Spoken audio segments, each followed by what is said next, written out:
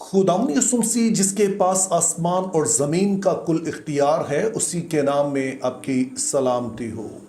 खुदावंद यीशु मसीह की ज़िंदगी का हर एक पहलू अपने आप में अहम है। यानी कि कोई भी बात जो यीशु मसीह के बारे में हम पढ़ते हैं, उसके पीछे कोई ना कोई फ़िलॉसफ़ी है, कोई ना कोई फ़लसफ़ा पाया जाता है। इसी तरह से उनका आसमान पर उठाया जाना भी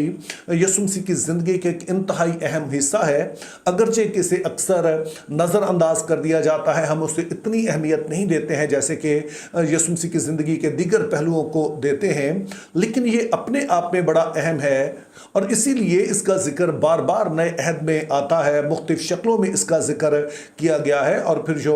हमारे मसीही ईमान की बुनियाद है, रसूलों का अकीदा, उसमें भी ये शामिल किया गया। उसका सबब यह है कि ये बात अपने आप में अहम है और आज की वीडियो में हम इसी बात पर गौर करेंगे। और मेरा ईमान है कि जब हम मुख्तलिफ पहलुओं को देखेंगे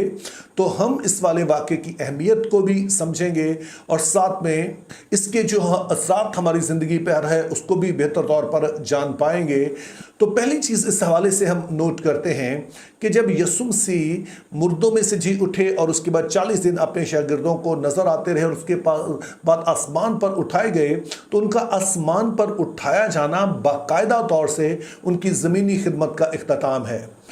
और ये बात इसलिए अहम है कि कई एक लोग ये समझते हैं कि यीशु मसीह ने जब सलीब पर अपनी जान दे दी तो यहाँ पर उनकी ज़मीनी खिदमत का इख्तिताम हो जाता है, लेकिन बाइबल मुक़द्दस इसको इस तरह से बयान नहीं करती है। और इसका सबूत हमें अमाल की किताब उसकी पहली 5 आयत में मिलता है कि जिसमें बताया गया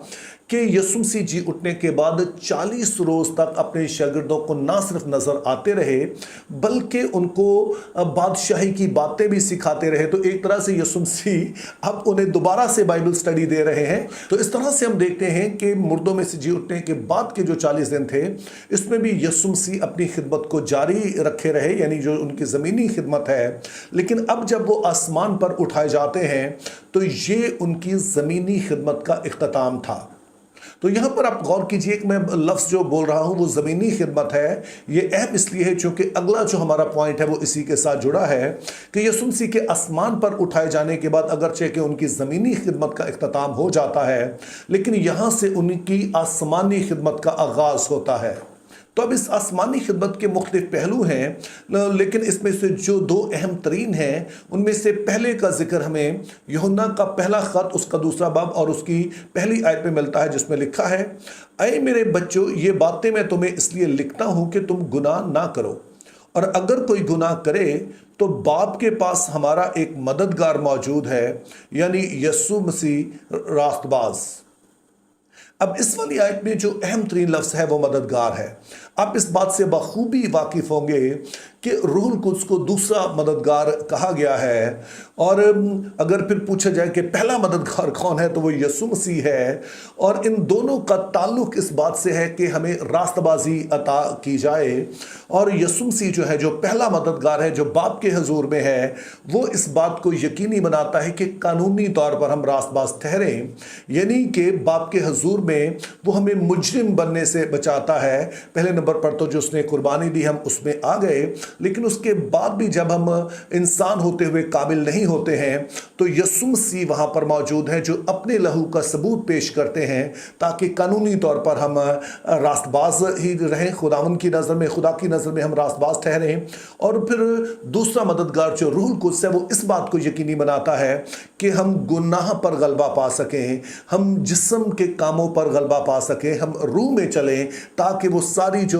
नाराज़गी की बातें हैं हम उन पर गलबा पाएं। तो इस तरह से हम देखते हैं कि जब यीशु मसीह आसमान पर उठाए गए तो वहाँ पर एक और तरह की खिदमत वो सर अंजाम दे रहे हैं। और उसमें से पहला फेज़ जो हमने देखा है कि वो हमारा एडवोकेट बनकर वो बाप के सामने हमें रास्तबाज रहने में मदद देता है। और फिर यीशु मसीह के आसमान पर उठाए जाने के साथ ही हम अगला इकरार ये करते हैं कि वो बाप के दाहिने हाथ जा बैठा। फिर से हम देखते हैं कि इस बात का जिक्र है नए अहदनामा में बार बार आता है। और इसका मतलब क्या है, इसको समझने के लिए मेरे ख्याल में जो एक बड़ा ही अहम हवाला है वो मुकाशवा 5 बाब है कि जहाँ पर जो बर्रा है, जो ज़बह किया हुआ बर्रा है और खड़ा है, उसको एक छोटी किताब दी जाती है یہ دراصل اسی بات کی طرف اشارہ ہے کہ تمام تر جو اختیار ہے وہ یسوع مسیح کو دے دیا گیا ہے، اور یہ اختیار دینے کا مقصد یہ ہے کہ وہ کام جو وہ زمین پر کر کے گئے ہیں، نجات کا انتظام کر کے گئے ہیں، اب اس والے نجات کے کام کو وہ زمین کی انتہا تک پہنچا سکیں۔ تو اس کام کے لیے پھر یسوع مسیح کو تمام وہ قدرت اور اختیار جو باپ کا ہے وہ سونپ دیا گیا ہے تاکہ وہ اس کام کو انجام دے سکیں۔ اور تبھی سے ہم دیکھتے ہیں کہ کلیسیا بڑھ رہی ہے، اور آپ بخوبی جانتے ہیں اس بات کو کہ جب یسوع مسیح آسمان پر اٹھائے گئے اور اس کے 10 دن کے بعد یسوع مسیح روح القدس نازل کرتے ہیں، اور انہوں نے کہا کہ میں جاتا ہوں، یہ تمہارے فائدے کے لیے ہے، چونکہ میں جاؤں گا تو پھر ہی میں روح القدس نازل کر پاؤں گا۔ اور اب جانتے ہیں کہ روح القدس کا کام ہمیں نہ صرف اس بات کے لیے قوت دینا ہے کہ ہم گناہوں پر اختیار حاصل کر سکیں، اس پر غلبہ پا سکیں، بلکہ پھر دوسرے لوگوں کو بھی قائل بھی کر سکیں، ان کو قائلیت کی طرف بھی لا سکیں، اور پھر انہیں بھی خداوند کی بادشاہی میں شامل کریں تاکہ وہ بھی اس بغاوت سے باز آئیں اور راست باز زندگی بسر کر سکیں۔ تو یہ یسوع مسیح نے اس وقت دیا جب وہ آسمان پر اٹھائے گئے، کیونکہ اب تمام کا تمام اختیار ان کے پاس ہے، اور وہ جس طرح سے انہوں نے خدا کے اس منصوبے کو کہ تمام دنیا جو کہ خدا سے دور ہو گئی ہے واپس اس کی بادشاہی میں آئے، واپس اس کے ساتھ رہے، ان برکات سے لطف اندوز ہو، روحانی جسمانی طور پر وہ خدا میں بڑھیں، اس کے ساتھ ایک تعلق میں رہیں، ہمیشہ کی زندگی پائیں۔ تو اس کام کو انجام دینے کے لیے یسوع مسیح باپ کے داہنے ہاتھ بیٹھے ہیں۔ تو اس طرح سے میرے عزیزو، اب یسوع مسیح جب آسمان پر اٹھائے گئے تو اس کے ساتھ ہی ان کی ایک نئی خدمت کا آغاز ہوتا ہے کہ وہ ہمارے مددگار بن کر باپ کے پاس موجود ہیں، اور پھر وہ تمام قدرت اور اختیار کے ساتھ دنیا پر حکمرانی کر رہے ہیں، جس کا مطلب یہ ہے کہ وہ اس بات کو یقینی بنا رہے ہیں کہ تمام قوم اور قبیلوں سے لوگ آ کر خدا کی بادشاہی میں شریک ہوں۔ اسی کے لیے وہ روح القدس دے سکتے ہیں، اور باقی جتنی کوئی بھی ہمیں ایسی چیز چاہیے ہوتی ہے جو اس کے کام کو آگے بڑھانے کے لیے ہے، جو ہمارے لیے اہم ہے، وہ ہمیں عطا کرنے کی قدرت رکھتے ہیں۔ اس کے علاوہ یسوع مسیح کا آسمان پر اٹھایا جانا ایک اور وجہ سے بھی اہم ہے کہ جیسے یسوع مسیح کی پیدائش، ان کی خدمت، ان کی موت، ان کا جی اٹھنا، ان سبھی باتوں کے بارے میں پیشگوئیاں موجود تھیں، تو اسی طرح سے ان کے آسمان پر اٹھائے جانے، ان کے قدرت اور اختیار کو حاصل کرنے کے بارے میں بھی عہد عتیق میں پیشگوئیاں موجود ہیں۔ تو جب یسوع مسیح آسمان پر اٹھائے جاتے ہیں، باپ کے داہنے ہاتھ بیٹھ جاتے ہیں، قدرت اور اختیار کو حاصل کر لیتے ہیں، تو پھر وہ سبھی پیشگوئیاں بھی پوری ہوتی ہیں۔ مثال کے طور پر اگر ہم زبور 2 دیکھیں تو اس میں خدا تعالیٰ خود فرماتے ہیں کہ میں اپنے بادشاہ کو اپنے کوئے سیون پر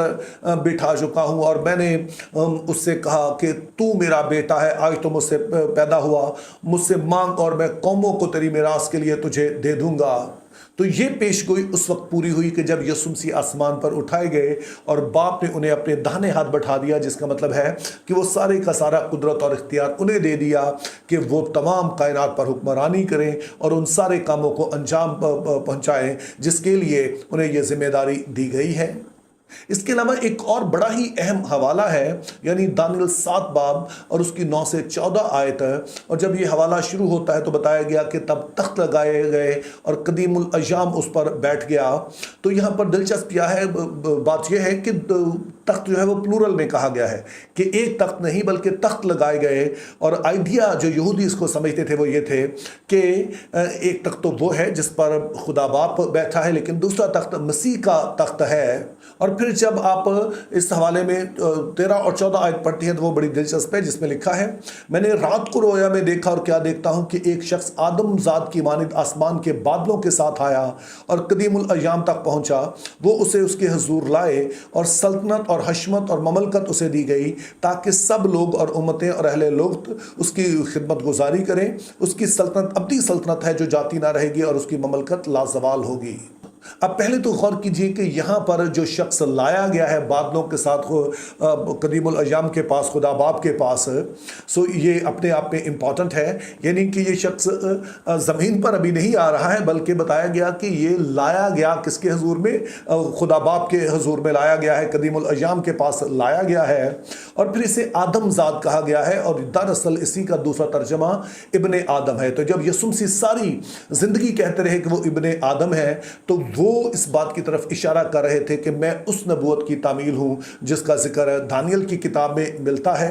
और फिर जो और अहम बात बताई गई कि फिर उसे वो कुदरत और इख्तियार दिया गया, ममलकत दी गई, जिसकी वजह से तमाम कौमें उसकी खिदमत गुजारी करेंगी और उसकी सल्तनत अबदी सल्तनत होगी। तो ये भी उस वक्त होता है कि जब यीशु मसीह आसमान पर उठाए जाते हैं और बाप के दाहिने हाथ जाकर बैठ जाते हैं। तो मेरे अजीज़ों, यीशु मसीह का आसमान पर उठाया जाना भी यीशु मसीह के दीगर ज़िंदगी के वाक़यात की तरह इंतहाई अहम है। और इसका बराह रास्त ताल्लुक़, जैसे मैंने कहा, कि हमारी अपनी ज़िंदगी से भी है कि एक तरफ तो वो आसमान पर जब उठाया गया है तो वहाँ पर वो हमारा मददगार है, ताकि बाप के हुजूर में हम हमेशा रास्तबाज ठहरें। चूँकि यीशु मसीह में होकर हमें जो है वो गुनाहों की माफ़ी मिल गई है, लेकिन हर रोज़ जो हम चैलेंजेस में से गुजरते हैं तो उसकी वजह से बाप के हुजूर में जो हमारा मददगार है, हम रास्तबाज ठहरते हैं। और इसके अलावा चूँकि उसके पास तमाम कुदरत और इख्तियार है, तो दुनिया में आप जहाँ भी रहते हैं, जो भी सिचुएशन है, हम उससे मदद मांग सकते हैं, चूँकि सारा कुछ उसके पास है। और उसके लोग होने के नाते जब हम उसके लिए जीते हैं और हर तरह के चैलेंजेस हमारे सामने आते हैं, तो हम उसकी तरफ देखते हैं। और चूँकि वो सारा कुदरत और इख्तियार रखता है, तो फिर हमें वो तसल्ली भी मिलती है और वो सब कुछ जो चाहिए वो भी मुहैया होता है। इस तरह से हम एक गालिब ज़िंदगी बसर कर पाते हैं। तो मेरी दुआ है कि यीशु मसीह की ज़िंदगी के बाकी पहलुओं की तरह इस पहलू को भी हम मद्देनज़र रखें, इसके मुताबिक चलते रहें, ताकि सारा जलाल खुदावंद यीशु के नाम को मिलता रहे। Think biblically, live purposefully, have a very good day.